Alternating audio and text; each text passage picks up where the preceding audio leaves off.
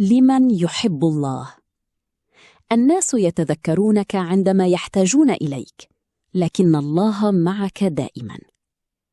القلب المتصل بالله لا يشعر بالوحدة أبدا. أجمل مكان في الدنيا هو السجود، حيث يكون العبد قريبا من ربه. ليس كل ألم يداويه الناس، بل الدعاء هو الشفاء. الحياة قصيرة، فاقضها في الدعاء لا في المعاصي. عندما يكون الله معك فلن يؤلمك رحيل أحد. الذين يدعون الله ليلا لا يعودون خائبين أبدا.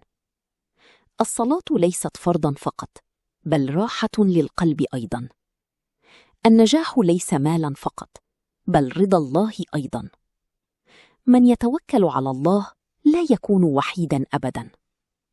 راحة القلوب ليست في المال ولا الشهرة، بل في ذكر الله. أحيانا يكون الصمت أعظم نصيحة. الدنيا تتعب، لكن القرآن يمنح السكينة. ما كتب لك لن يفوتك أبدا. اقترب من الله خطوة، يفتح لك أبواب الرحمة. الوقت يمر، لكن الأعمال الصالحة تبقى دائما. بعد كل عسر يأتي اليسر. ترك الذنوب عبادة أيضا.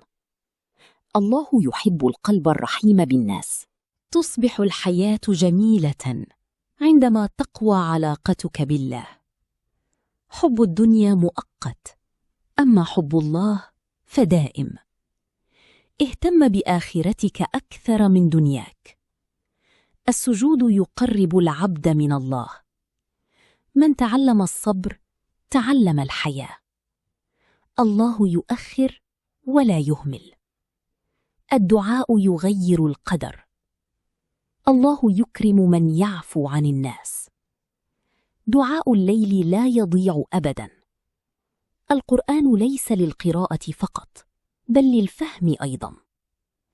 السعادة الحقيقية في رضا الله. أجمل لحظة في الحياة هي عندما يذكر القلب الله. من خاف الله لم يخف أحدا.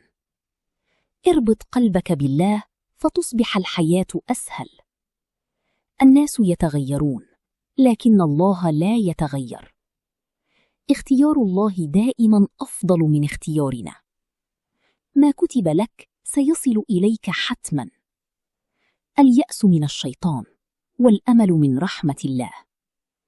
ليس كل الناس جميلين، لكن الأخلاق الجميلة تجعل الإنسان جميلا. القلب الممتلئ بحب الله لا يشعر بالنقص.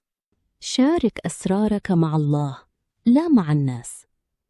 قبل أن تترك الصلاة تذكر أن الله لا يتركك. طريق القرب من الله يمر عبر السجود.